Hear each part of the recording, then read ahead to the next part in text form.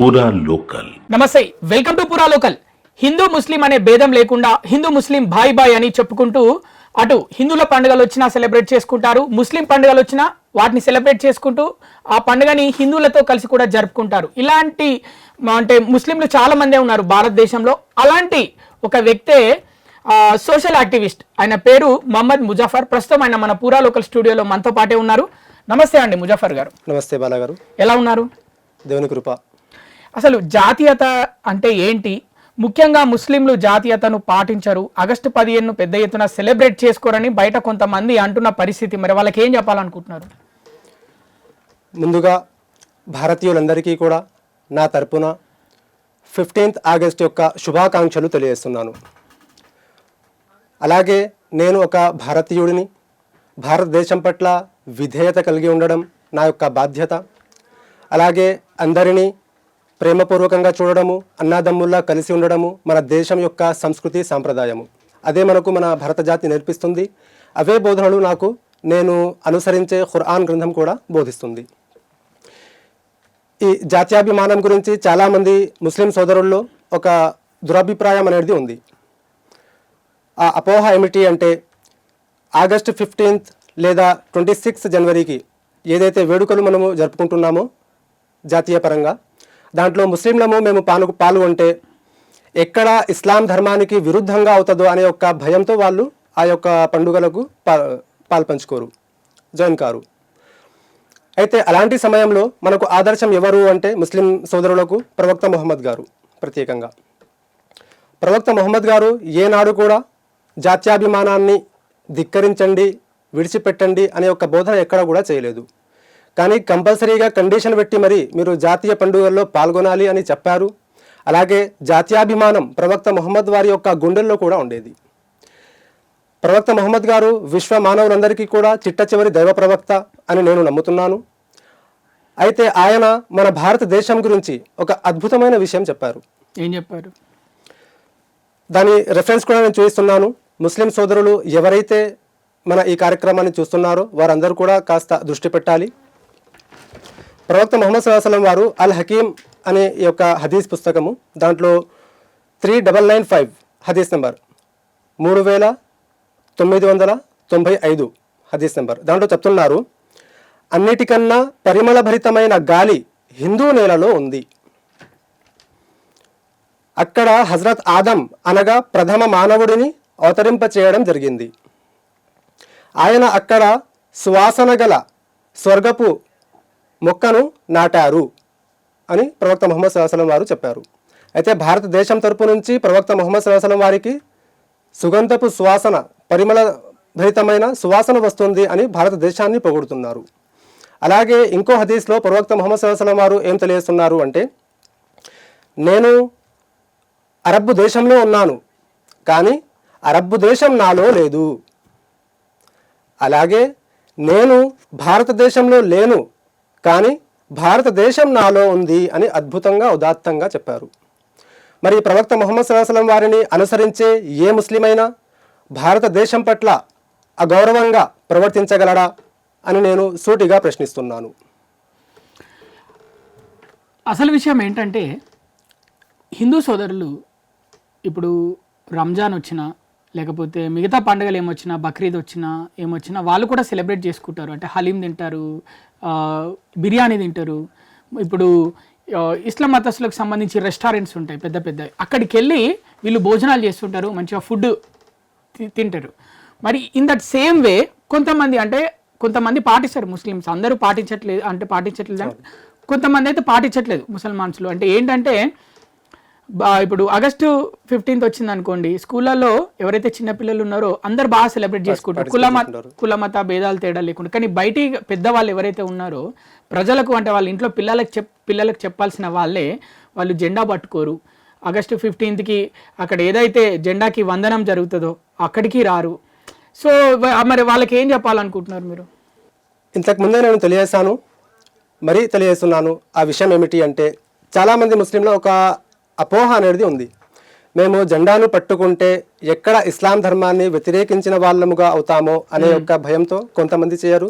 ఇప్పుడు ఇస్లాం మతానికి సంబంధించిన జెండా ఏమో అది ఒక మతానికే సంబంధించింది. సంబంధించింది. ఇక్కడ ఇది దేశానికి సంబంధించింది. దేశానికి సంబంధించిన మన జెండా కదా. జాతీయ జెండాను సెల్యూట్ కొట్టడము, దాన్ని గౌరవించడము భారతీయునిగా ప్రతి ఒక్కరి యొక్క కర్తవ్యము, బాధ్యత కూడా. అలాగే ప్రతి ఒక్క ముస్లిం కూడా ఈ యొక్క కార్యక్రమాలలో పార్టిసిపేట్ చేయాలి. మెల్లిమెల్లిగా ఆ యొక్క ఏమంటారు పరంపర కూడా స్టార్ట్ అయిపోయింది. చాలా మంది ముస్లింలు ప్రస్తుతం పార్టిసిపేట్ చేస్తున్నారు. ఆ భావన వాళ్ళలో ఎలా వచ్చింది అంటే, ఎవరైతే దీనికి నమ్మరో వాళ్ళు ఎలాంటి వారు అంటే, వాళ్లకు ఇస్లాం యొక్క అవగాహన పూర్తిగా లేదు. ప్రవక్త ముహమ్మద్ సల్లల్లాహు అలైహి వసల్లం వారి యొక్క జీవిత చరిత్ర వాళ్ళకు అస్సలు తెలియదు. అలాగే ఎవరైతే ముస్లిం మత పెద్దలు ఉంటారో, పండిత వర్గము, వాళ్లకు బోధించట్లేదు, సరైన రీతిలో వాళ్లకు బోధించడం లేదు. కానీ జెండాను పట్టుకోవడము అంటే ప్రవక్త ముహమ్మద్ సల్లల్లాహు అలైహి వసల్లం వారు వారి యొక్క కాలంలో జెండా కోసం చాలా మంది సహాబాలు వారి యొక్క ప్రాణాలే బలిగా ఇచ్చారు. ఒక యుద్ధం జరిగింది ప్రవక్త ముహమ్మద్ సల్లల్లాహు అలైహి వసల్లం వారి యొక్క కాలంలో. దాన్ని జంగే ముత్తా అంటారు.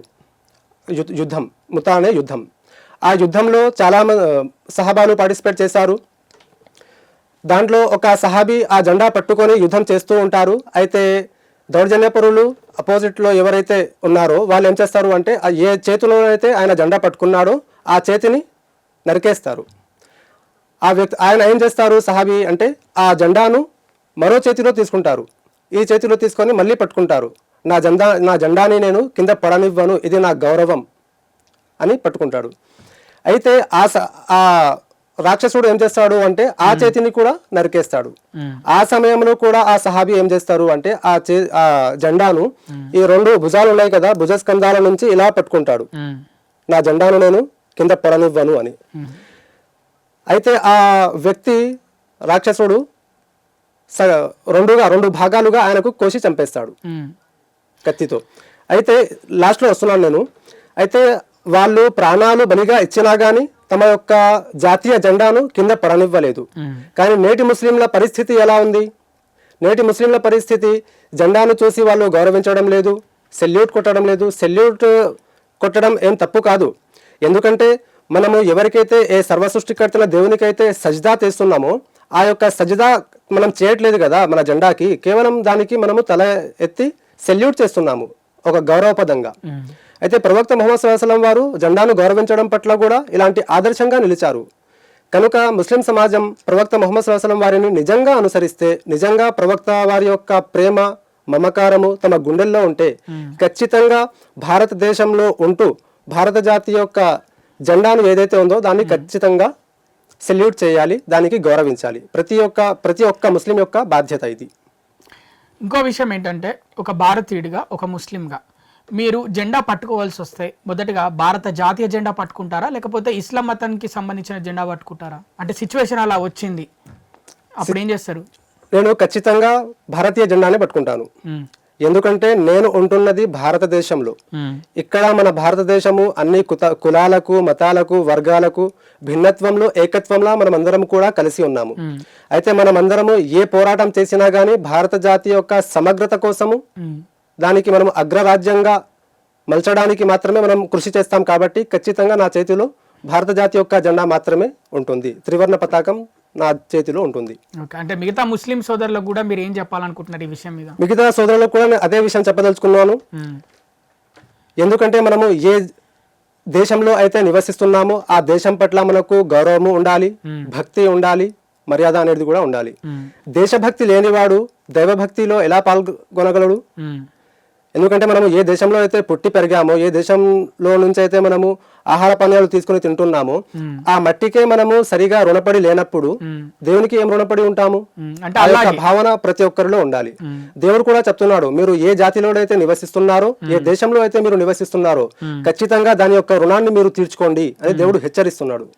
అంతేగాని ఒక దేశంలో ఉంటూ ఇంకో దేశానికి వంట పాడొద్దు అంటే అస్సలు చేయకూడదు. అంటే వంతు పాడొద్దు అని అంటారు కదా, చేయకూడదు, అస్సలు చేయకూడదు. అలా చేస్తే మహాపాపం. అది మన దేశానికి ద్రోహం చేసినట్టు. ఎలాగైతే మనము ఒక తల్లి కడుపులో పుట్టి ఆ తల్లికి ద్రోహం చేస్తే ఎంత పాపం ఉంటుంది, మరి ఈ దేశం కూడా మన అందరికీ తల్లి లాంటిదే కదా. మరి మన తల్లికే మనం ద్రోహం చేస్తే, కనుక ఏ ముస్లిం కూడా ఒకవేళ యుద్ధం సంభవిస్తే ఖచ్చితంగా మన భారతదేశం పట్లనే మనం ఉండాలి, భారతదేశం కోసం మనం పోరాడాలి, భారతదేశం కోసం అవసరమైతే ప్రాణాలు కూడా బలి ఇవ్వాలని ఖచ్చితంగా నేను చెప్పగలుగుతున్నాను. అసలు ఒక ముస్లిం అనే వ్యక్తి, ఒక ముసల్మాన్ అనే వ్యక్తి ఎలా ఉండాలి, ఎలా ఉండకూడదు? ఒక ముస్లిం అనే వ్యక్తి, దీనికి మనము ధర్మకోణంలో చూసుకోవాలి. ధర్మము మనకు చేయవలసిన పనులు, చేయరాని పనులు రెండు కూడా చూపించింది. ఒక ముస్లిం అనే పదానికి నిజ అర్థం ఏమిటి అంటే దైవ విధేయుడు, ఒబేడియంట్ గా దేవుని పట్ల ఉండడము, విశ్వాసం కలిగి ఉండడము ఒక ముస్లిం పదం యొక్క అర్థము. అయితే మనము విధేయత లేకుండా మనం జీవిస్తే అతడు ముస్లిం ఏ విధంగా అవుతాడు? అతడు ముస్లిమే కాజాలడు. ప్రస్తుతం మన సమాజంలో ఏం జరుగుతుంది అంటే ఏ తప్పుడు పని జరిగినా గానీ అక్కడ ఒక ముస్లిం ఉన్నాడు అంటే ఆ ఒక్క ముస్లిం వ్యక్తిని చూసి ముస్లిం సమాజం అంతా ఇలాంటిదే, అలాగే ఇస్లాం ధర్మమే వీళ్లకు ఈ యొక్క బోధనలు నేర్పిస్తుంది అనే ఒక అపోహ చాలా మంది ముస్లిమేతర సమాజంలో ఉంది. బయట అదే చర్చ జరుగుతుంది. అయితే నేను చెప్పదలుచుకున్న విషయం ఏమిటి అంటే ఒక వ్యక్తి చేసిన తప్పుకి ఆ వ్యక్తికి మాత్రమే శిక్షించాలి, ఆ వ్యక్తికి మాత్రమే నిందించాలి.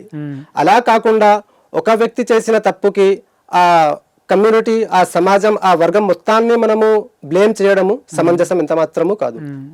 ఎందుకంటే ఒక ఇంట్లో ఉన్న అబ్బాయి తప్పు చేశాడు అంటే ఆ అబ్బాయిది కదా తప్పు, వాళ్ళ తల్లిదండ్రులు ఆ వ్యక్తికి ప్రోత్సహించారా నువ్వు తప్పు చేయరా అని? ఒక వ్యక్తి దొంగ ఉన్నాడు, దొంగతనం చేస్తున్నాడు, తల్లిదండ్రులు ఇంట్లో నుంచి నేర్పించి వెళ్ళారా నువ్వు వెళ్ళి దొంగతనం చేసుకోరా అని? ఏ తల్లిదండ్రులు నేర్పించారు కదా. నువ్వు గొప్ప ప్రయోజకుడి కావాలి, సమాజంలో మంచి పేరు తీసుకురావాలి అని మాత్రమే తల్లిదండ్రులు చెప్తారు. మరి ఆ వ్యక్తి తప్పు చేశాడు అంటే ఎవరి తప్పు? అది ఆ వ్యక్తి తప్పు. ఎందుకంటే రుజుమార్గాన్ని విడిచిపెట్టి రాక్షస మార్గాన్ని ఎంచుకున్నాడు. ఆ వ్యక్తిది తప్పు కాబట్టి ఆ వ్యక్తిని మాత్రమే నిందించాలి, ఆ వ్యక్తిని మాత్రమే శిక్షించాలి. అలా కాకుండా ముస్లిం సమాజం మొత్తం ఇలాంటిదే, ముస్లింలు అందరూ ఇలాగే ఉంటారు, ఇస్లాం ధర్మమే వీళ్ళకు బోధిస్తుంది అంటే అది సమంజసమైన విషయం కాదు. ఇస్లాం ధర్మము జాతీయ పరంగా మీ సహోదరులు ఎవరైతే ఉన్నారో వారి కోసం మీరు పోరాడండి అని ఇస్లాం ధర్మం బోధిస్తుంది. జాతీయ ఏదైతే సంబంధం ఉందో అది తెంచుకోండి అని ఇస్లాం ధర్మం బోధించదు. ఎందుకంటే ఒకసారి ప్రవక్త ముహమ్మద్ సల్లల్లాహు అలైహి వసల్లం వారు తాయిఫ్ అనే పట్టణంలో తమ యొక్క జాతిపరులైన ప్రజలకు సంస్కరించే క్రమంలో ఆ దౌర్జన్యపరులు ఏం చేస్తారు అంటే ప్రవక్త ముహమ్మద్ సల్లల్లాహు అలైహి వసల్లం వారిని రాళ్ళు తీసుకొని విపరీతంగా కొడతారు. ఎంతలా కొడతారు అంటే తల నుంచి కాళ్ళ వరకు రక్తం కారుతూ ఉంటుంది. అయితే ఆ సమయంలో ఇద్దరు దైవదూతలు వస్తారు ఆయన దగ్గరికి. ఎందుకంటే ఏ ప్రవక్త ఉన్నా కానీ ఆ ప్రవక్త దగ్గరికి దైవదూతలు రావడం అది సహజమే, అందరి దగ్గర కూడా వచ్చారు. ఆ దైవదూతలు వచ్చేసి ఈ 2 గుట్టలు ఉన్నాయి కదా ఓ దైవ ప్రవక్త, ఈ 2 గుట్టల మధ్య ఈ యొక్క నగరం ఉంది, ఎవరైతే మీపై దాడి చేశారో మీరు ఆజ్ఞ ఇవ్వండి, మీరు ఆజ్ఞ ఇస్తే ఈ 2 గుట్టలతో ఈ యొక్క పట్టణాన్ని కలిపేస్తాము, వీళ్ళకు నాశనం చేసేస్తాము అని దైవదూతలు చెప్తారు.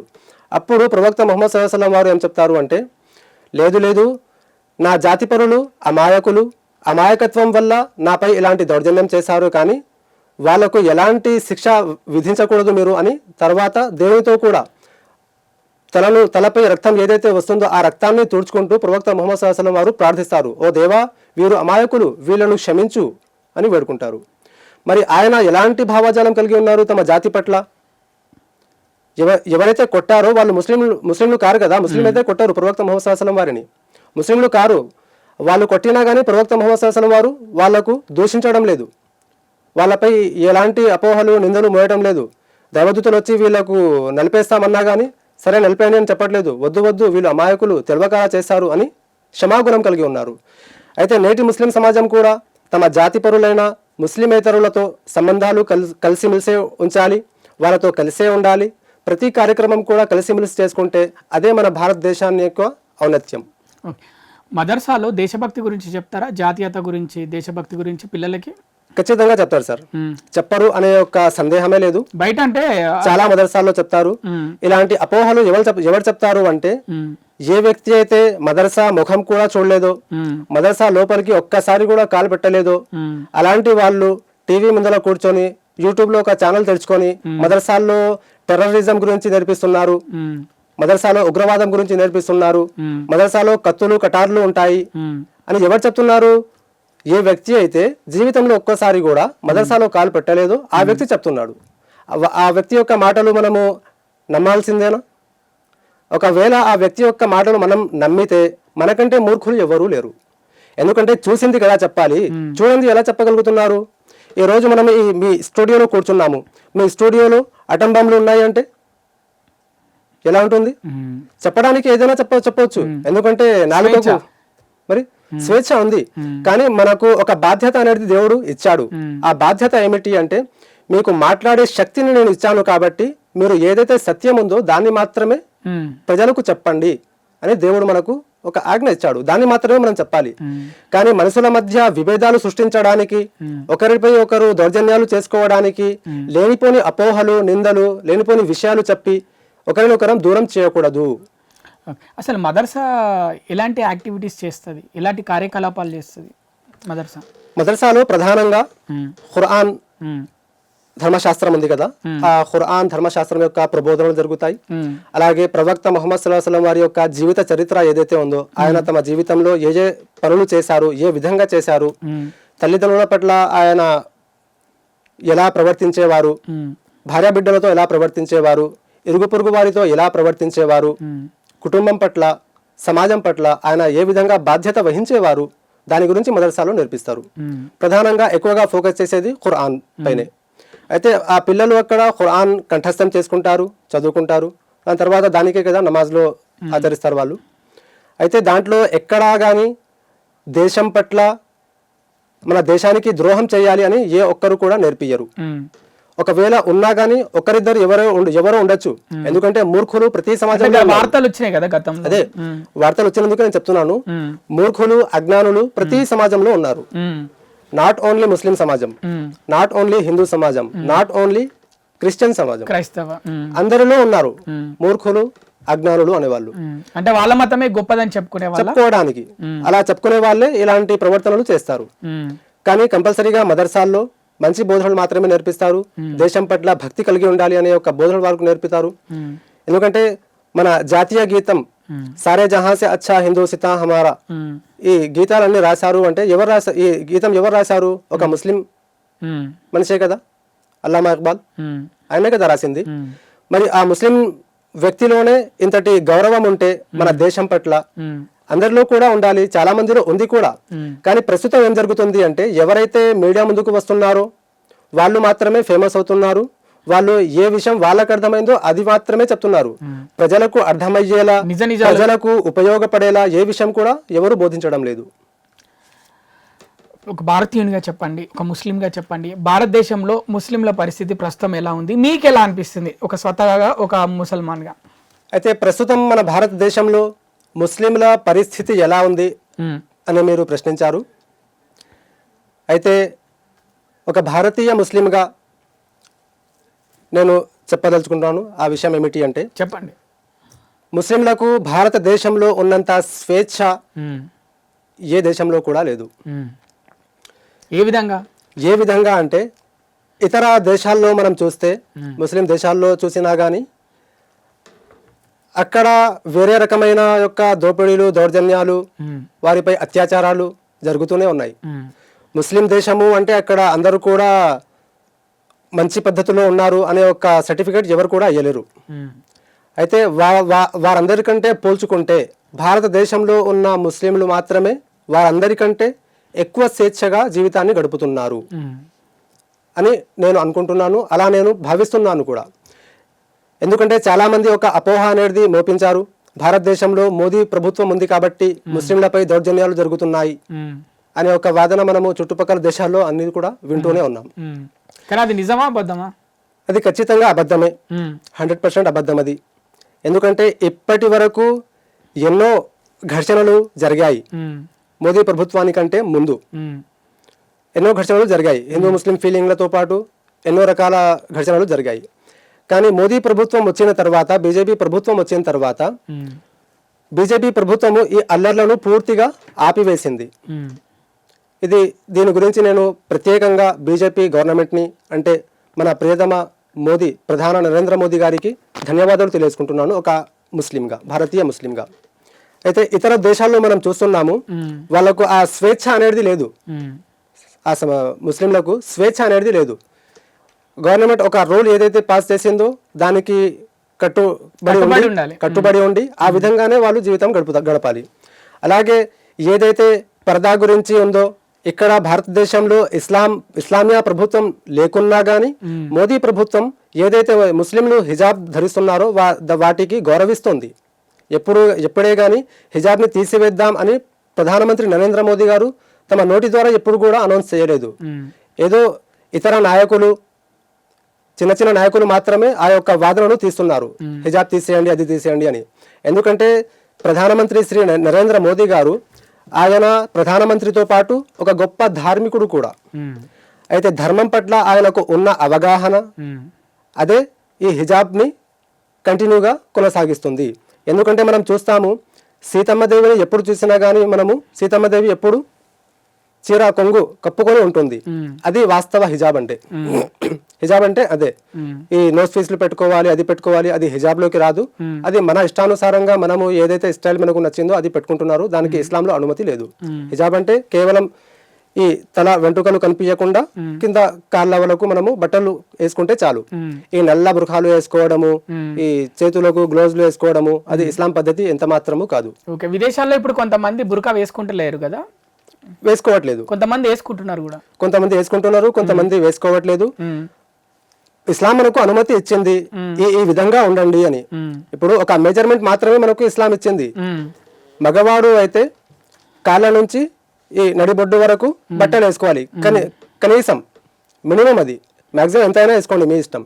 అలాగే ఆడవాళ్లకు ఈ తల వెంట్రుకల కాడ నుంచి కాళ్ళ వరకు బట్టలు ఉండాలి. ఏ బట్టలు వేసుకున్నా, చీర వేసుకుంటారా లేక సూట్ వేసుకుంటారా, ఏది వేసుకుంటారో మీ ఇష్టం, కానీ కనిపించకుండా వేసుకోవాలి. ఫేస్ మాత్రం కనిపించవచ్చు, ఫేస్ మాత్రం కనిపించవచ్చు. కొంతమంది మరి ఫేస్ కనిపించకుండా, అది ఇతర దేశాలు ఉన్నాయి కదా, తుర్కీ, అక్కడి యొక్క కల్చర్ ఇది. మన భారతదేశం ప్రస్తుతం ఏం జరుగుతుంది అంటే ఇతర దేశాల వాళ్ళకు చూసి మన భారతదేశం నేర్చుకుంటుంది ఇప్పటి వరకు కూడా. నిజమైన సంస్కృతిని పాటించట్లేదు ఎవరు కూడా. నేను చేతులు జోడించి చెప్తున్నాను, హిందూ సమాజమైన, ముస్లిం సమాజమైన, క్రైస్తవ సమాజమైన ఇతరులకు చూసి మన సంస్కృతి సాంప్రదాయాలను మట్టిలో కలిపేయకండి. మన దేశ సంస్కృతి ఏమిటి అంటే చీరలు కట్టుకోవడము, లేదా సూట్ వేసుకున్నా గానీ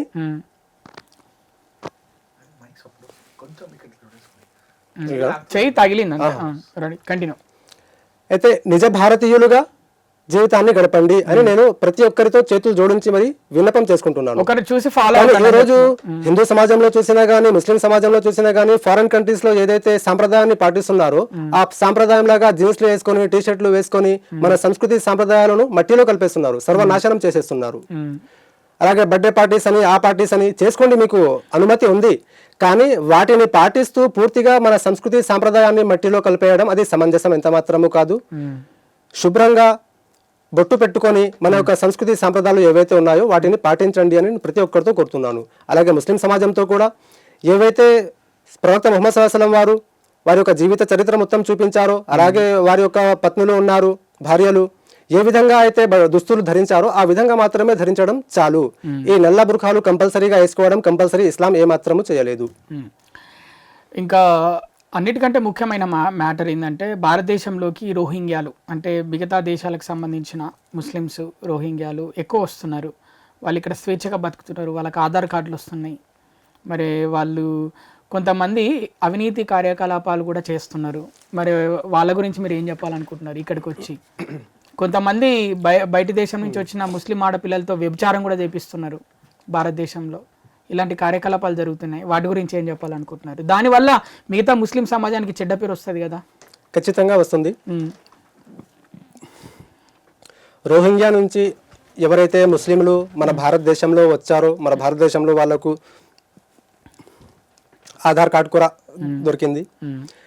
దీనికోసము ముందుగా ఆ ముస్లిం సోదర సోదరీమణులు ముందుగా ప్రధానమంత్రి శ్రీ నరేంద్ర మోదీ గారిని ధన్యవాదాలు తెలియజేసుకోవాలి. ఎందుకంటే ముస్లింలకు విరుద్ధం బీజేపీ పార్టీ అని ఏ నాయకులు అయితే చెప్పారో వారికి ఈ యొక్క ధన్యవాదాలు చెంపదెబ్బ అవుతుంది. బీజేపీ పార్టీ ఎప్పుడే కానీ ముస్లింలకు వ్యతిరేకం కాదు. ముస్లింలు ఎక్కడి నుంచి వచ్చినా కానీ, ఇతర ఏ దేశంకి వెళ్ళి వచ్చినా కానీ మా భారతదేశంలో వాళ్ళకు స్థానం ఉంది అని ప్రధానమంత్రి ఆధార్ కార్డు ఇచ్చి మరి నిరూపిస్తున్నారు. ఇది ఒక వర్షన్. రెండవది, వాళ్లకు ఉపయోగించి ఏవేవో చెడు కార్యాలు చేస్తున్నారు ఆడపిల్లలకు ఉపయోగించుకొని అని మీరు చెప్పారు. అది ఫస్ట్ ఆఫ్ ఆల్గా ఎవరైతే ఆ వ్యభిచారానికి పాల్పడుతున్నారో వాళ్లకు ఆ అవగాహన ఉండాలి. మనం ఎందుకు ఇలా చేయాలి, సమాజంలో చెడ్డ పేరు వస్తుంది అనే ఒక భావన ముందు వాళ్ళలో ఉండాలి. ఎవరైతే వాళ్ళకు ఉపయోగించుకుంటున్నారో వాళ్ళలో కూడా ఆ భయము అనేది ఉండాలి. ఎందుకంటే దాని పట్ల ఎన్నో వ్యాధులు సంభవిస్తాయి. ఆ వ్యాధుల సంభావన కారణంగా మన పిల్లలు కూడా చెడిపోతారు. మనం చేసిన తప్పుకి ఆ శిక్ష మన పిల్లలు కూడా అనుభవించాలన్నా అది ఒక్కసారి మనం అందరం కూడా ఆలోచించుకోవాలి. అలాగే ఎందుకోసం వాళ్ళు ఆ పని చేస్తున్నారు అది కూడా ఒకసారి మనం గమనించాలి. వాళ్ళు ఇతర దేశాలకు వెళ్ళి వచ్చారు, మన భారతదేశంలో వాళ్ళకు ముందుకెళ్ళి ఏ పని చేసుకోనివ్వట్లేదు చాలామంది. మీరు ఈ దేశస్తులు కారు కదా, మీరు రోహింగ్యాకి వెళ్ళి వచ్చారు, ఇక్కడ మీకు ఉండనిస్తున్నాము అదే చాలు, మీరు ఇక్కడ ఎలాంటి ప్రాపర్టీ కొనుక్కోలేరు, మీరు ఇక్కడ ఏ పని చేయలేరు, మీకు ఏ పని ఇవ్వము అని చెప్తే వాళ్ళు ఏ దిక్కు తోచక పిల్లలను అమ్ముకుంటున్నారు. అలాంటి దౌర్భాగ్య స్థితిలో వాళ్ళు జీవితం గడుపుతున్నారు. అయితే మన భారతదేశం ఎంతో అద్భుతమైన దేశం. ఇక్కడ ఎంతోమంది మహనీయులు మహర్షులు పుట్టారు, పెరిగారు. ఇక్కడి మట్టి కూడా చాలా పవిత్రమైనది. అయితే ఇంతటి పవిత్రమైన భూమిపై మనము ఇలాంటి వ్యభిచార కార్యక్రమాలు చేయడం సమంజసం కాదు. ప్రభుత్వం దానిపై తక్షణమే చర్యలు తీసుకొని ఎవరైతే అలాంటి వ్యభిచారానికి పాల్పడుతున్నారో వాళ్లకు కఠినంగా శిక్షించాలని నేను మనస్ఫూర్తిగా కోరుకుంటున్నాను. ఇక రానున్న రోజుల్లో మరికొన్ని రోజుల్లో వినాయక చవితి వస్తుంది. భారతదేశంలో ముస్లిమ్స్ వినాయక చవితిని ఏ విధంగా సెలబ్రేట్ చేసుకుంటారు? ముందుగా హిందూ సోదరులందరికీ నా తరపు నుంచి వినాయక చవితి శుభాకాంక్షలు తెలియజేస్తున్నాను. చాలామంది వినాయకుని విగ్రహం చూసి ఏవేవో చెప్తుంటారు. అంటే ముస్లిం సమాజంలో కూడా, క్రైస్తవ సమాజంలో కూడా కొంతమంది ఎవరైతే నమ్మరో, హిందూ సమాజంలో ఉండి కూడా నమ్మరో విగ్రహాలకు, వాళ్ళు కూడా చాలా విమర్శలు చేస్తారు, చూసి నవ్వుకుంటారు, అవహేళన కూడా చేస్తూ ఉంటారు. అలాంటి వాళ్ళు కూడా మన సమాజంలో ఉన్నారు. కానీ ఒక ముస్లింగా నేను వినాయకుని విగ్రహంలో దైవ అనుగ్రహాన్ని చూస్తాను. ఏ విధంగా? దైవ సందేశాలను నేను చూస్తాను. అయితే ముందుగా నా యొక్క విన్నపం ఏమిటంటే, నేను దీంట్లో కొన్ని పాయింట్స్ చెప్పబోతున్నాను. చెప్పండి. ఆ పాయింట్స్ని ప్రతి ఒక్కరు కూడా శ్రద్ధగా వినాలని మనస్ఫూర్తిగా కోరుకుంటున్నాను, మీతో విన్నపం చేసుకుంటున్నాను. ఆ పాయింట్స్ ఏమిటి అంటే, వినాయకుని యొక్క తలను మనం చూస్తాము. తల చాలా పెద్దదిగా ఉంది, పెద్ద తల ఉంది వినాయకునికి. ఆ పెద్ద తల ఎందుకు, ఏమవసరము అంటే చాలామంది దానికి ఏదేదో హిస్టరీ చెప్తుంటారు. ఆ హిస్టరీని మనము పక్కన పెట్టేసి దాంట్లో ఉన్న దైవ సందేశం ఏమిటి, గుప్త సందేశం ఏమిటి, అది మనము ఈరోజు తెలుసుకుందాం. అయితే పెద్ద తల ఎందుకోసము అంటే, మనము ఎవరైనా తెలివిపరులైన వాళ్ళకు ఏం చెప్తాము, అతిగా తెలివితేటలు ఉన్నాయి అంటే వాళ్ళకి ఏం చెప్తాం మనము అంటే, చాలా పెద్ద తల అయినది, చాలా తెలివితేటలు ఉన్నాయి అనకు అని మనం చెప్తాము. పెద్ద తల అంటే ఆ సర్వసృష్టికర్తన పరమేశ్వరుడు, సర్వసృష్టికర్తన దేవుడు అత్యంత జ్ఞానవంతుడు, అన్నీ తెలిసినవాడు, అన్నీ ఎరిగినవాడు అనే ఒక సందేశం పెద్ద తల ద్వారా మన పూర్వీకులు మనందరికీ వివరించారు. ఫస్ట్గా ఇది ఎలా ప్రారంభమైంది అంటే, ప్రస్తుతం మనం నివసిస్తున్నది, ప్రస్తుతం మనం నడుస్తున్నది రాకెట్ యుగంలో నడుస్తున్నాం మనము. కానీ ఆ పూర్వకాలంలో రాతి యుగం మాత్రమే ఉండేది. రాళ్లపై చెక్కి బొమ్మలు గీసి ఆ యొక్క సందేశాన్ని ప్రజెంట్ చేసేవాళ్ళు. ఎలాగైతే ఈరోజు మనము ప్రొజెక్టర్లు వేసి ఏదైనా డెమో ఇస్తాం కదా, డెమో లాగా వాళ్ళు యూజ్ చేసేవారు. అయితే వినాయకుని విగ్రహంలో పెద్ద తల పెట్టేసి ఆ సర్వసృష్టికర్తన దేవుడు అత్యంత జ్ఞానవంతుడు, తెలివైనవాడు, ఆయన అన్నీ ఎరుగును అనే ఒక సందేశం పెద్ద తల ద్వారా మనందరికీ వివరించారు. అలాగే మనం చూస్తే వినాయకుడికి పెద్ద చెవులు ఉంటాయి, చాటల్లాగా. పెద్ద చెవులు ఎందుకోసం పెట్టారు అంటే, దాని నుంచి మనకు మరో అద్భుతమైన సందేశం ఇస్తున్నారు. అదేమిటి అంటే, మనతో ఎవరైనా పెద్దవారు మాట్లాడుతున్నారు అంటే మనము శ్రద్ధగా సావధానంగా వినాలి. అందుకే పెద్దవాళ్ళు ఏం చెప్తుంటారు, మనకు చెవులు చాటల్లాగా చేసుకొని వినాలి ఎవరైనా పెద్దవాళ్ళు మాట్లాడుతుంటే అని చెప్తారు. ఆ మాటను శ్రద్ధగా వినాలి. రెండవ సందేశం దాంట్లో ఏముంది అంటే, ఆ సర్వసృష్టికర్తన దేవుడు మనము చెప్పే ప్రతి మాట కూడా వింటున్నాడు. మీరు గట్టిగా మాట్లాడినా వింటున్నాడు, మీరు నెమ్మదిగా ఎవరి చెవులోనో చెప్తే కూడా ఆ సర్వసృష్టికర్తన దేవుడు వింటున్నాడు అనే సందేశం పెద్ద చెవుల ద్వారా మనందరికీ వివరించారు. అలాగే మనం చూస్తే వినాయకుడికి చిన్న చిన్న కళ్ళు ఉంటాయి, పెద్ద తల, పెద్ద చెవులు, పెద్ద ముక్కు, కానీ చిన్న చిన్న కళ్ళు ఎందుకు అంటే, వినాయకుని కళ్ళు పెద్దగానే ఉంటాయి కదా. చూపిస్తున్నారు అలా బొమ్మను గీసేటోళ్ళు అలా చేస్తున్నారు, కానీ నిజంగా రాతిపై ఏదైతే విగ్రహం రాసి ఉందో మన పూర్వీకులు రాశారో దానికి చిన్న కళ్ళు ఉంటాయి, పెద్ద కళ్ళు ఉండవు. అది అలంకరణ కోసము బ్యూటిఫుల్ గా కనిపించాలి అన్నందుకు అలా పెద్దగా ఇప్పుడు గీస్తున్నారు అలా, కానీ యాక్చువల్గా అయితే చిన్న చిన్న కళ్ళు మాత్రమే ఉంటాయి. మీరు సెలబ్రేట్ చేసుకుంటారు వినాయక చవితి? సెలబ్రేట్ అంటే ఈ విధంగానే నేను సెలబ్రేట్ చేస్తాను. ఎందుకంటే ప్రతి వినాయక మండపంలోకి మేము వెళ్తాము, వాళ్ళు స్వాగతిస్తారు, ఆహ్వానిస్తారు. అక్కడికి వెళ్ళి అన్నదానానికి హాజరవుతారా? అన్నదానానికి హాజరవుతాము, అన్నదాన కార్యక్రమం నిర్వహిస్తాము కూడా. భోజనం చేస్తారా మరి? భోజనం చేస్తాము, భోజనాలు పెడతాము కూడా. ప్రసాదాలు ఇస్తారు, ప్రసాదాలు తినిపిస్తాము, తింటాము కూడా. ఎందుకంటే దైవ ప్రసాదితం, ఏ ఆహారం మనం తిన్నా గానీ అది దైవ ప్రసాదితమే, దేవుడే మన అందరికీ ప్రసాదించాడు కదా. ఒకవేళ దానికి ధిక్కరించి ఇది మీరు వినాయకుని ముందర పెట్టి మాకు ఇస్తున్నారు కదా, ఇది మేము స్వీకరించము అని అనడానికి ఆస్కారం లేదు.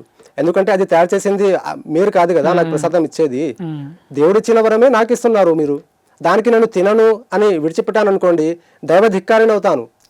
వినాయకుడి మండపాల దగ్గర భక్తి పాటలు ప్లే అవుతుంటాయి. ఇది కంప్లీట్ చేసుకుందాం ఈ గుణగణాలు ఏవైతే ఉన్నాయి. అయితే వినాయకుడికి చిన్న కన్నులు ఎందుకోసము అంటే ఆ సర్వసృష్టికర్త నా దేవుడు మన ప్రతి నడవడికను కూడా చూస్తున్నాడు, గమనిస్తున్నాడు.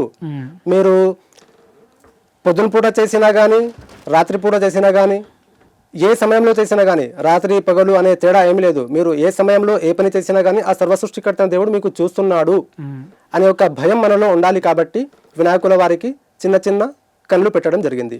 అందుకే భగవద్గీతలో శ్రీకృష్ణ పరమాత్మలో చెప్తారు ఒక శ్లోకం దేవుని గురించి. భగవద్గీత 13వ అధ్యాయం 14వ శ్లోకంలో సర్వతః పానిపాదం తత్సర్వతోక్షి శిరోముఖం సర్వతః శృతిమల్లోకే సర్వమావృత్య తిష్టతి. ఆ సర్వసృష్టికర్త అనే దేవుని యొక్క చెవులు, కనులు, ముఖములు, పాదములు, చేతులు అంతటా వ్యాపించి ఉన్నాయి అని శ్రీకృష్ణ పరమాత్మను తెలియజేస్తున్నారు. అదే విషయాన్ని ఈ విధంగా వినాయకుని విగ్రహంలో తెలియజేస్తున్నారు. అలాగే వినాయకునికి చూస్తే మనము తొండం ఉంటుంది, ముక్కు. తొండం అంత పెద్దదిగా ఎందుకోసం ఉంది అంటే ఆ తొండం ద్వారా కూడా ఒక సందేశం అందిస్తున్నారు. ఆ సందేశం ఏమిటి అంటే మనము ఏ విషయం మాట్లాడినా కానీ ముక్కు సూటిగా మాట్లాడాలి.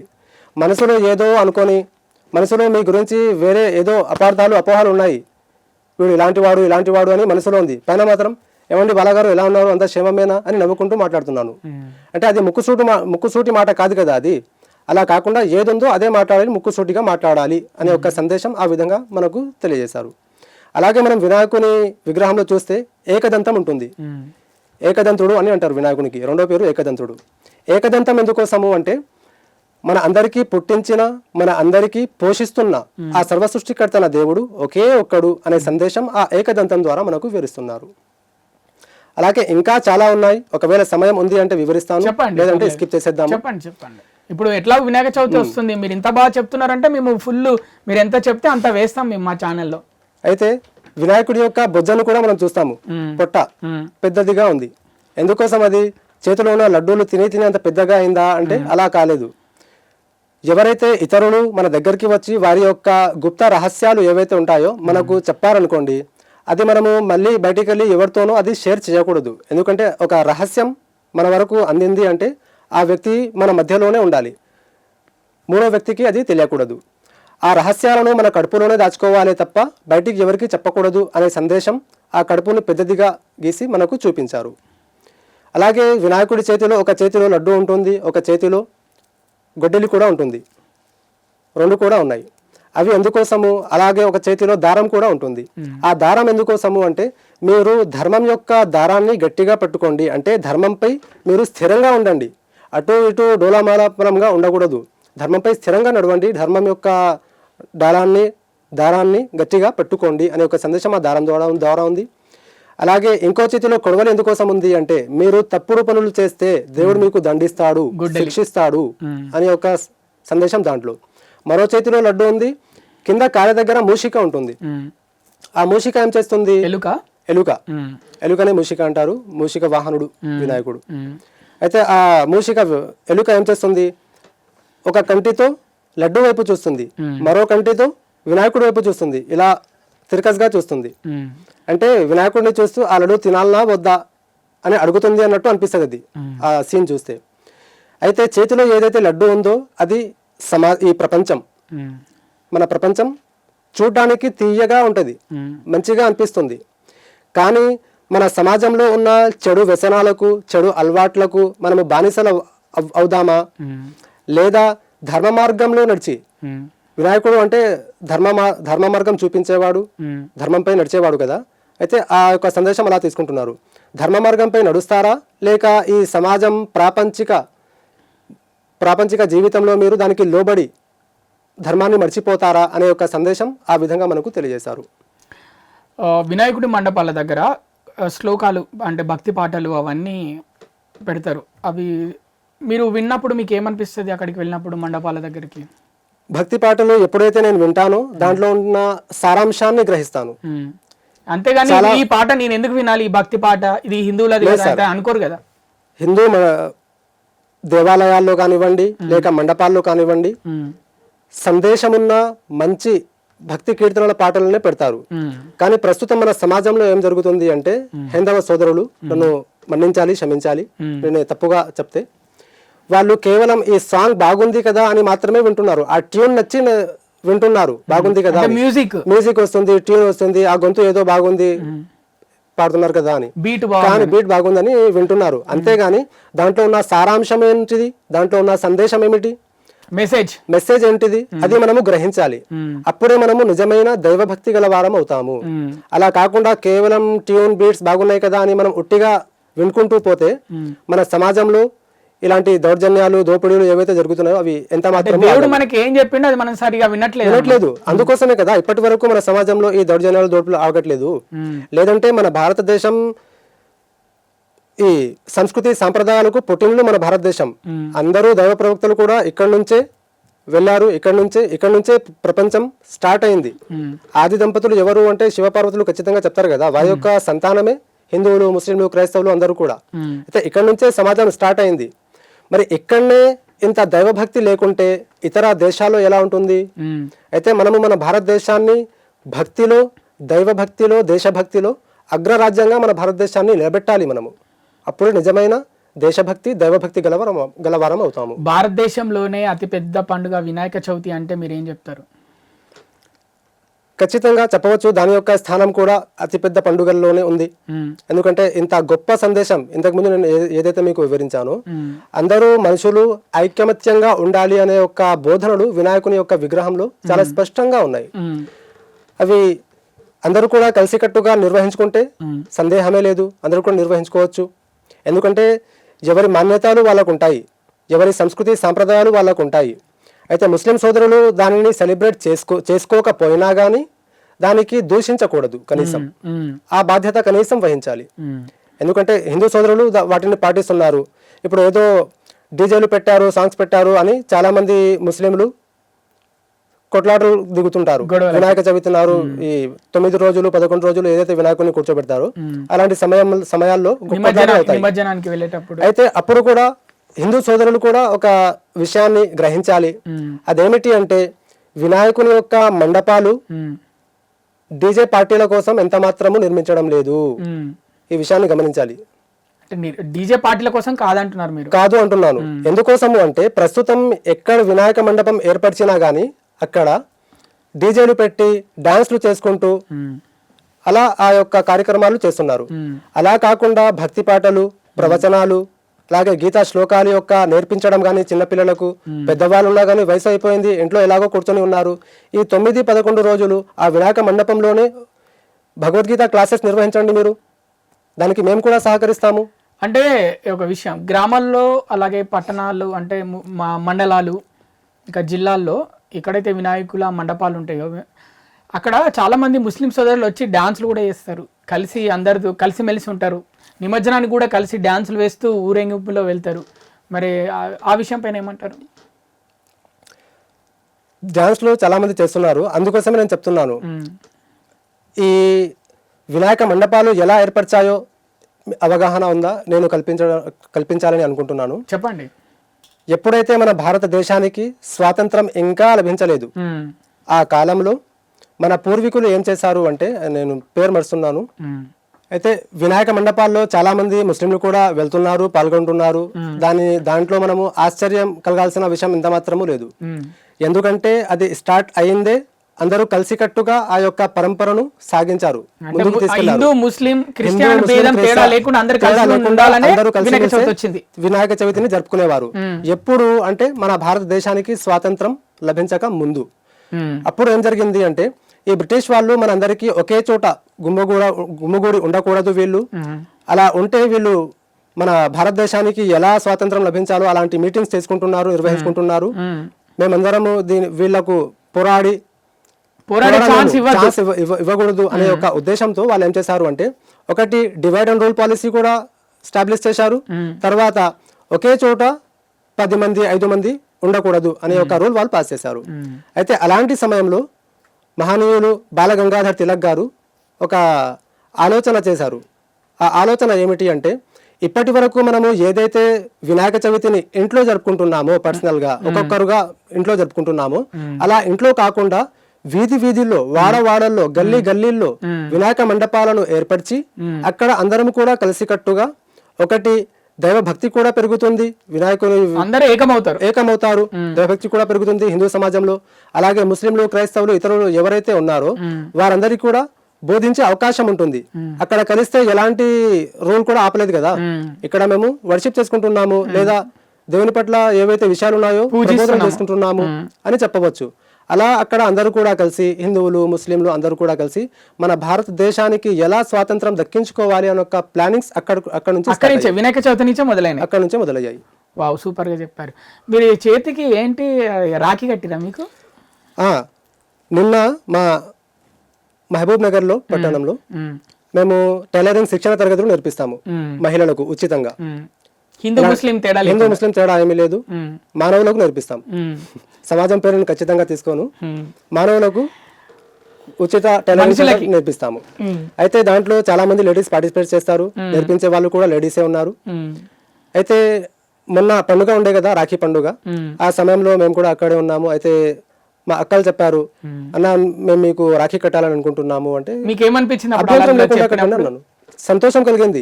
ఇప్పటి వరకు ఈ సాంప్రదాయం మాలో లేదు కదా, ఎందుకంటే మేము పాటించలేకపోయాము. సాంప్రదాయం అయితే ఎప్పటి నుంచో ఉంది, కానీ మేము పాటించలేకపోయాము అనే ఒక భావోద్వేగాన్ని నేను గురయ్యి కంపల్సరీగా కట్టండి అక్క మీరు అని చేతు ముందుకు పెట్టేశాను. అలాంటి సమయంలో చాలా మంది కట్టారు, సుమారు ఒక 50 మంది వరకు ఉన్నారు. ముస్లింలు అందరూ కూడా రాఖీ పండుగ చేసుకుంటే ఎలా ఉంటది అంటారు? అద్భుతంగా ఉంటది. ఎందుకంటే దీంట్లో ఒక మంచి సందేశం దీంట్లో కూడా ఉంది కదా. ప్రతి పండుగ చూడండి, నేను ప్రతిసారి చెప్తున్నాను, ఏ పండుగ వచ్చినా గానీ, స్పెషల్ గా హిందూ సమాజంలో ఏ పండుగ వచ్చినా గానీ దాంట్లో మంచి సందేశం ఉంది. ఆ మంచి సందేశాలను ఎవరు కూడా బయటికి తీసుకురావట్లేదు. దాని కారణంగా మన హిందూ సమాజంలో ఉండిపోతుంది. అందుకోసమే హిందూ సమాజం అంటే వేరే వాళ్ళు దూషిస్తున్నారు. మంచి సమాజం కాదు ఇది, ఏదేదో ఈ సాంగ్లు పెడతారు, డీజేలు పెడతారు అని ఇలా వేర్పాటువాదాలు సృష్టి అవుతున్నాయి.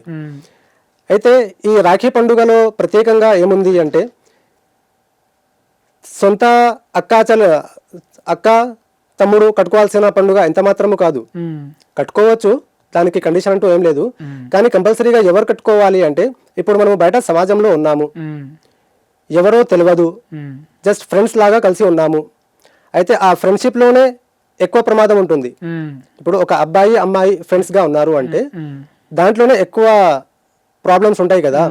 అయితే అలాంటి సమయంలో, అలాంటి క్లిష్ట సమయంలో అతని పట్ల నాకు హాని ఉంది అని అనుకుంటే అలాంటి సమయంలో ఏం చేయాలి అంటే ఈ రాఖీ అతనికి కట్టాలి. రాఖీ రక్షిస్తుంది. ఎందుకంటే నేటి నుంచి నువ్వు నాకు సోదరుడివి, తమ్ముడివి, అన్నవి. ఇక నా యొక్క మానాన్ని, నా యొక్క ప్రాణాన్ని, నా యొక్క ధనాన్ని రక్షించడం నీ యొక్క బాధ్యత, కర్తవ్యము అనే ఒక సందేశం దీంట్లో ఉంది. ఇది ఎవరు చెప్తున్నారని చెప్పండి? ప్రస్తుతం ఎవరు చెప్పట్లేదు కదా. ఇది చెప్పాలి, సమాజంలో తీసుకురావాలి. అంటే ఒక మనిషి నుంచి కాపాడుకోవడానికి కూడా రాఖీ ఉపయోగపడుతుంది. ఇంట్లో అంటే సొంతగా అన్న చెల్లెళ్ళకు, అక్క చెల్లెలు వీళ్ళు కంపల్సరీగా సొంత అన్న అంటే కంపల్సరీగా భాగం. కానీ బయట కూడా రాఖీ మనల్ని కాపాడుతుంది. అంటే ఈ విధంగా కాపాడుతుంది. ఇప్పుడు స్కూల్ కి వెళ్తున్నారు, ఆటో డ్రైవరే ఉన్నాడు, లేదంటే బస్ లో వెళ్తున్నాం మనము, బస్ డ్రైవరే ఉన్నాడు రెగ్యులర్ గా తీసుకెళ్లేటోడు. ఇంకెవరైనా ఉన్నారు, సమ్ పర్సన్ ఎవరున్నా గానీ అతనితో మనకు హాని ఉన్నా లేకున్నా గానీ ఈ రాఖీ ఒకసారి కట్టామనుకోండి, అతని వల్ల ఎలాంటి హాని మనకు ఉండదు. వాళ్ళ మైండ్ లో అదే ఉంటది. ఇక నేటి నుంచి తను నా యొక్క చెల్లె, నా అక్క అనే ఒక భావన తనలో ఉంటుంది. సో ఇలాంటి ప్రమాదాలు జరగవు. జరగవు. ఇక ఆ, దేవాలయాల గురించి మాట్లాడుకుందాం. రీసెంట్గా బంజారా హిల్స్లో దేవాలయం, ఆ పెద్దమ్మ తల్లి దేవాలయం కూల్చేశారు. అసలు మీకు ఏమనిపించింది? ఒక భారతీయుడిగా మీకు ఏమనిపించింది? ఎక్కడా కానీ దేవాలయాలు పడగొట్టినా కానీ కూలగొట్టినా కానీ స్పెషల్గా దాంట్లో ముస్లింల పేర్లు కంపల్సరీగా తీసుకుంటున్నారు. వాస్తవాలు కూడా ఉండొచ్చు, వాస్తవాలు కూడా ఉన్నాయి. ఎవరు ముస్లింలు చేశారు, ముస్లిం కూడా చేసి ఉండొచ్చు, నేను చేయలేదు అని చెప్పను. ఎందుకంటే మూర్ఖులు ప్రతి సమాజంలో ఉన్నారు, దాన్ని నేను ఏకీభవిస్తున్నాను, నమ్ముతున్నాను. అయితే దాన్ని మనము ముందుగా పరిశీలన చేసుకోవాలి. ఖచ్చితంగా కూలగొట్టింది ఎవరు, హిందువా, ముస్లిమా, క్రైస్తవా, అది తర్వాత విషయం. అందరూ ఆస్థాగా తీసుకునే ఒక దైవ మందిరాన్ని ఎవరు కూలగొట్టినా గానీ వాడు మూర్ఖుడే. హిందూ కానివ్వండి, ముస్లిం కానివ్వండి, క్రైస్తవుడు కానివ్వండి, ఎవరున్నా కానీ మూర్ఖుడే. అయితే ముందు పరిశీలన చేసుకోవాలి, రెఫరెన్సెస్ తీసుకోవాలి. ఖచ్చితంగా ముస్లిమేనా కాదా, ఒకవేళ ఉంటే ఆ ముస్లిమే కూలగొట్టాడు అనుకోండి, ఆ ముస్లింకి మాత్రమే శిక్షించండి, ఆ ముస్లింకి మాత్రమే దండించండి. ఎందుకంటే ఖురాన్ గ్రంథం కానివ్వండి, ప్రవక్త ముహమ్మద్ సల్లల్లాహు అలైహి వసల్లం వారు కానివ్వండి, ఎక్కడా గానీ ఏ యొక్క ఖురాన్ ఆయత్లో గానీ, ప్రవక్త గారి యొక్క ప్రవచనాల్లో కానివ్వండి, ఎక్కడా గానీ ఆలయాలను కూలగొట్టండి అని చెప్పలేదు, ఆలయాలను రక్షించండి అని ప్రవక్త ముహమ్మద్ సల్లల్లాహు అలైహి వసల్లం వారు ప్రత్యేకంగా చెప్పారు. ఎందుకోసం చెప్పారు అంటే, మీరు మసీదులో ఆరాధించిన, మందిరంలో ఆరాధించిన, లేక చర్చిలో ఆరాధించిన, స్పెసిఫిక్గా ఆ యొక్క ప్లేస్లో మాత్రమే దేవుడు కూర్చొని ఉన్నాడు కదా. ఇప్పుడు నేను మసీద్లో ప్రార్థిస్తున్నాను, అక్కడ మాత్రమే దేవుడు కూర్చొని ఉన్నాడా ఆ మసీద్లో? అట్లాంటి ఎన్నో మసీదులు ఉన్నాయి, ఎన్నో మసీదులు ఉన్నాయి. అందరివి కూడా ఆ ప్రార్థనలు వింటున్నాడు ఆయన అంటే ఈ మసీదులకు అతీతంగా పైన ఉన్నాడు ఆయన, ఆయన స్వీకరించేవాడు. అయితే ఈ ఆలయాలు, మసీదులు, చర్చిలు ఏవైతే ఉన్నాయో వాటిని రక్షించండి. ఎందుకోసం రక్షించండి అంటే ప్రతి ఒక్కరి యొక్క ఆస్థ, భక్తి అనేది దాంట్లో ఉంటది. ఇది మా ఆలయము, ఇది మా మసీదు, ఇది మా చర్చి అంటే ఒక ఫీలింగ్, అటాచ్మెంట్ అనేది ఉంటది. ఒక ఇల్లు లాగా వాళ్ళు కాపాడుకుంటారు. అయితే ప్రతి ఒక్కరి యొక్క బాధ్యత అది, అందరూ కూడా రక్షించండి. ఒకవేళ ఎవరైనా కూలగొడుతున్నాడు అంటే మీరు వెళ్ళి ఆపండి, లేదా ఎక్కడైనా ఒక మందిరము కడుతున్నారు అంటే మీరు దానికి సహకరించండి అని ఈ విధంగా బోధనలు ఉన్నాయి. కానీ ఎవరైతే ఇస్లాం బోధనలు తెలుసుకోలేరో, వివేకవంతులు లేరో, ఖురాన్ ధర్మాన్ని అనుసరించారో, నామకార్థ ముస్లింలు మాత్రమే ఉన్నారో, అలాంటి వాళ్ళు మాత్రమే ఇలాంటి ఆ మందిరాలను కూలగొట్టడం కానీ ఇలాంటి వేరే ఇతర కార్యక్రమాలు చేస్తారు. కానీ ఒక నిజమైన ముస్లిం, ఏ ముస్లిం అయితే ప్రవక్త ముహమ్మద్ సల్లల్లాహు అలైహి వసల్లం వారిని అనుసరిస్తాడో, ఏ ముస్లిం అయితే విధేయత కలిగి సర్వసృష్టికర్తన దేవుణ్ణి, అల్లాహ్ని ప్రార్థిస్తాడో, ఆ ముస్లిం ఎప్పుడూ కానీ ఇలాంటి దుష్కార్యాలు చేయడు. మీరు చెప్తున్నారు భారతదేశంలో మాకు ఎలాంటి ప్రమాదం లేదు, ముస్లింలందరూ ఇక్కడ సుఖ సంతోషాలతో ఉన్నారు మిగతా దేశాల్లో కంటే అని చెప్తున్నారు. మరి ఒక ముస్లిం అమ్మాయిని ఒక హిందూ అబ్బాయి లవ్ చేసి పెళ్లి చేసుకుంటే ఆ విషయం పైన మీ అభిప్రాయం ఏంటి? అది వారిద్దరి యొక్క భావనలు, వారిద్దరి యొక్క ఫీలింగ్స్ అవి. వారిద్దరూ ఒకరిని ఒకరు అర్థం చేసుకున్న తర్వాతనే వాళ్ళు పెళ్లి చేసుకొని ఉండొచ్చు. ఫస్ట్ పాయింట్ ఇది. అలా చేసుకున్నారు అంటే మనం చూడాల్సింది ఏమిటి అంటే వీళ్ళ కులం ఏమిటి, వీళ్ళ మతం ఏమిటి అనే యొక్క వాగ్వాదానికి మనం దిగకూడదు. అబ్బాయి మంచివాడా, అమ్మాయి మంచిదేనా, ఇద్దరు కలిసి జీవితాన్ని సంతోషంగా కొనసాగిస్తారా, అయితే వాళ్ళను మనం అప్రిషియేట్ చేయాలి, ముందుకు సాగనంపాలి. అలా కాకుండా ఇతర మతస్థుడు మా అమ్మాయిని పెళ్లి చేస్తున్నాడు కదా అని వానికి చంపేయడము, అలాగే మా ముస్లిం అమ్మాయిని హిందూ అబ్బాయి ఎత్తుకుపోయాడు కదా అని వానికి చంపేయడము, అలాంటి పనులు మనము చేయకూడదు. ఎందుకంటే వాళ్ళిద్దరికి ఆ విషయం తెలియదా, కంపల్సరీగా తెలుసు. అలా అని నేను దీనికి ప్రోత్సహించట్లేదు. అందరూ కూడా ఇలాగే చేయండి, లవ్ మ్యారేజ్ చేసుకోండి, పారిపోండి అని నేను దీనికి ప్రోత్సహించట్లేదు. ఒకవేళ తప్పని పరిస్థితుల్లో అలా జరిగితే వాళ్ళకు మనము కూర్చొని నచ్చజెప్పాలి, వాళ్ళిద్దరికి కంపల్సరీగా పెళ్లి కూడా చేయాలి. తల్లిదండ్రులు ఎవరైతే ఉన్నారో, కుటుంబ బాధ్యత ఎవరైతే వహిస్తున్నారో వాళ్ళకు మళ్ళీ పెళ్లి చేసి వాళ్ళకు స్వీకరించుకోవాలి. అంటే కొంతమంది రోడ్ల మీద రీసెంట్గా చూస్తున్నాము, కొన్ని అంటే న్యూస్ విజువల్గా కూడా చూస్తున్నాము, వీడియోలు. ముస్లిం అమ్మాయితోటి హిందూ అబ్బాయి బైక్ మీద తిరుగుతుంటే ఆపి హిందూ అబ్బాయిని కొడుతున్నారు చాలా ప్లేసుల్లో. మరి ఆ విషయం పైన ఏమంటారు? నేను కూడా చూస్తున్నాను, చాలా మంది ముస్లిం అబ్బాయిలు హిందూ అబ్బాయి ముస్లిం అమ్మాయిని బైక్ పై కూర్చోబెట్టుకొని తీసుకెళ్తున్నాడు అంటే వాళ్ళపై దాడి చేస్తున్నారు, కొడుతున్నారు, కొంతమంది అయితే చంపేస్తున్నారు కూడా.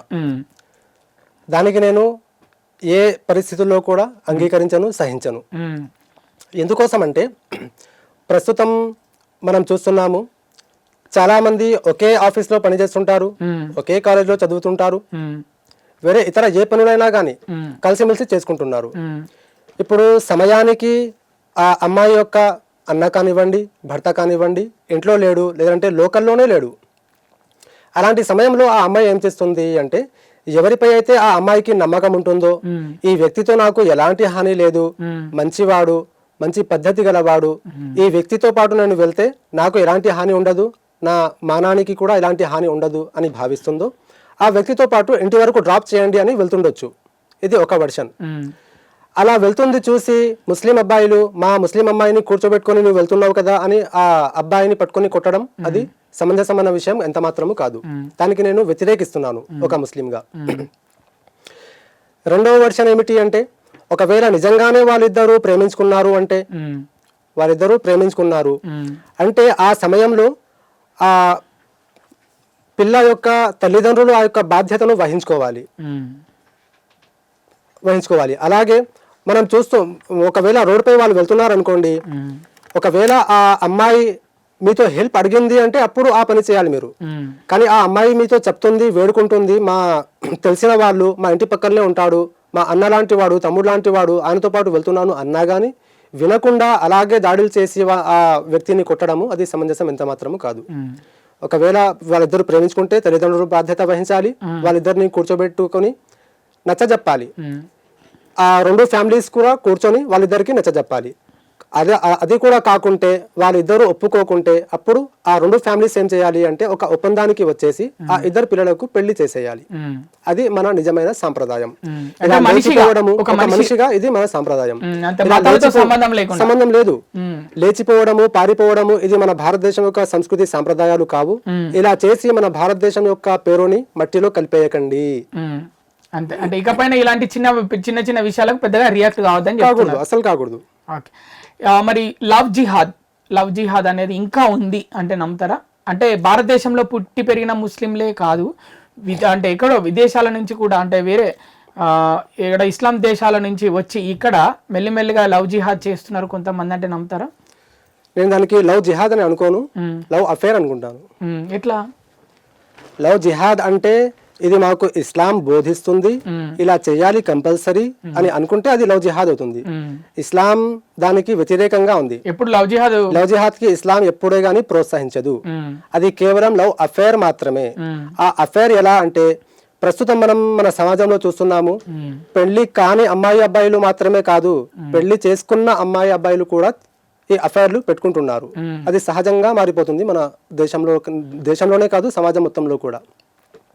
అయితే దానికి లవ్ జిహాద్ అని పేరు పెట్టేసి ఒక ఇస్లాం ధర్మాన్ని ఒక బూచీగా చూపించడము ఇది సమంజసమైన విషయం ఎంత మాత్రము కాదు. అలాగే ప్రస్తుతం మనం చూస్తున్నాం కదా, ఒక హిందూ అబ్బాయి ముస్లిం అబ్బాయిని కూర్చోబెట్టుకుని వెళ్తున్నాడు అంటే దాన్ని ఏమంటున్నారు? బజరంగ్ దళ్ అంటున్నారు. హిందూ లవ్ ట్రాప్ అని చెప్తున్నారు. దానికి చెప్తున్నారా లేదా? అయితే మీరు చెప్తున్న విషయాలే ఇటు నుంచి వేరే వర్గం కూడా చెప్తూనే ఉంది. అయితే ఏ ధర్మము దాన్ని ప్రోత్సహించదు కదా. ఇప్పుడు బజరంగ్ దళ్ చేస్తుంది అంటే బజరంగ్ దళ్ సంస్థ నుంచి వాళ్ళకి ఏమైనా పైసలు వస్తున్నాయా, మీరు ఇలా చేయండి అని? అసలు రావు కదా. పిల్లలకు స్వచ్ఛందంగా వాళ్ళు చేసుకుంటున్నారు. అలాగే కొంతమంది ఆర్ఎస్ఎస్ పైన కూడా చెడు అభిప్రాయం కలిగి ఉన్నారు. ఆర్ఎస్ఎస్ వీళ్లకు పైసలు ఇచ్చి మరి బండ్లు కొనిచ్చి మరి ఆ బండ్ల మీద పెట్రోల్ వేపించి మరి పిల్లలపై ఇలా ట్రాప్ చేయండి అని పంపిస్తున్నారు అని అంటున్నారు. వాస్తవంగా అలా జరుగుతుందా అంటే ఆర్ఎస్ఎస్ అలాంటి భావాజాలం కలిగిన సంస్థ ఎంత మాత్రము కాదు. ఆర్ఎస్ఎస్ అంటే స్వయం సేవక్ సంఘ్. ఎప్పుడైతే సమాజంలో ఈ యొక్క మార్పు రావాలి, సమాజానికి మేము సేవ చేయాలి అనే ఒక అద్భుత ఆలోచనతో ఆర్ఎస్ఎస్ అనే సంస్థ ఏర్పరిచింది. అంతేగాని ముస్లింలకు వ్యతిరేకంగా పోరాడడం కోసం, ముస్లింలకు హతం చేయడం కోసము, ముస్లిం అమ్మాయిలను లేపుకుపోవడం కోసము ఆర్ఎస్ఎస్ సంస్థ ఏర్పడలేదు. ఇది ఖచ్చితంగా గమనించాల్సిన విషయము. ఓకే, మీరు అన్ని బాగానే చెప్తున్నారు. మరి రేపు ఫ్యూచర్లో మీకు పిల్లలు పుట్టి మీ బాబో మీ అమ్మాయో అంటే వేరే మతస్థులను లవ్ చేసి పెళ్లి చేసుకోవాలంటే ఇస్తారా మీరు వాళ్ళకి? ఒకవేళ తప్పని పరిస్థితుల్లో అలా జరిగితే, ఎందుకంటే ఏది జరిగినా గానీ దేవుని తరపు నుంచి పెళ్ళయింది సార్. పెళ్ళి అయింది ఒక అమ్మాయి కూడా. ఓకే, ఫ్యూచర్లో మీ అమ్మాయి అంటే చెప్తున్నా ఇలా అంటే చెప్తున్నా ప్రకృతి ఎప్పుడు ఏ విధంగా ఇక్కడ ఏం నిర్ణయిస్తో ఎవరికి తెలియదు. వాస్తవం. ఫ్యూచర్లో మీ అమ్మాయి ఎవరన్నా హిందూ అబ్బాయిని ఒక్కో 20 సంవత్సరాల తర్వాత ప్రేమించి పెళ్లి చేసుకుంటా నాన్న, నేను అతన్ని ఇష్టపడ్డాను, అతను కూడా నన్ను ఇష్టపడ్డాడంటే ఇస్తారా మీరు? ఖచ్చితంగా ఇస్తాను సార్. ఒకవేళ మా అమ్మాయి లవ్ చేయకున్నా కానీ, ఎవరిని ఇష్టపడకున్నా కానీ, ఒకవేళ నాకు ఆయుష్ దేవుడు ఇస్తే, నేను బ్రతికి ఉంటే నా అమ్మాయిని హిందూ అబ్బాయిని ఇచ్చే పెళ్లి చేయాలని నేను ఫిక్స్ అయ్యాను. ఎందుకు అలా అంటే దేవుడు నాకు ఇతర మతస్థులతో ఈ రిలేషన్స్ మెయింటైన్ చేయకూడదు అని ఎక్కడ కూడా కండిషన్ పెట్టలేడు. ఖురాన్ ధర్మం దానికి ఎక్కడ కూడా చెప్పలేదు అలా చేయకూడదు అని. అందరితో కలిసి ఉంటున్నాము, ప్రతి రంగంలో కూడా మనం కలిసే ఉన్నాం కదా, మరి పెళ్లి విషయంలో ఎందుకోసం దూరం అవుతున్నాము? కానీ నా ఒక కండిషన్ ఏముంటుంది దాంట్లో అంటే, ఏ అబ్బాయి అయితే ఉన్నాడో ఆ అబ్బాయి దైవభక్తి కలవాడై ఉండాలి, దేశభక్తి కలవాడై ఉండాలి కంపల్సరీగా. అలాగే తల్లిదండ్రుల పట్ల సేవాభావన కలిగి ఉండాలి. అలాంటి లక్షణాలు ఉంటే ఖచ్చితంగా నిన్న అమ్మాయిని ఇవ్వడానికి సిద్ధంగా ఉంటాను. ధన్యవాదాలు. మా పురాలోకల్ స్టూడియోకి వచ్చి ఎన్నో మంచి విషయాలు అంటే సమాజం పట్ల, సమాజం ఎలా ఉండాలి, అది ఇస్లాం సమాజమైనా లేకపోతే హిందూ సమాజమైనా లేకపోతే ఏదైనా అందరూ ఒకరికొకరు సహాయం చేసుకుంటూ అందరూ బాగుండాలి, పండుగ పట్ల, దేశభావం పట్ల, అన్నిటి పట్ల ఈ విధంగా ఉండాలని మంచి విషయాలు చెప్పినందుకు ధన్యవాదాలు ముజఫర్ గారు. Thank you so much.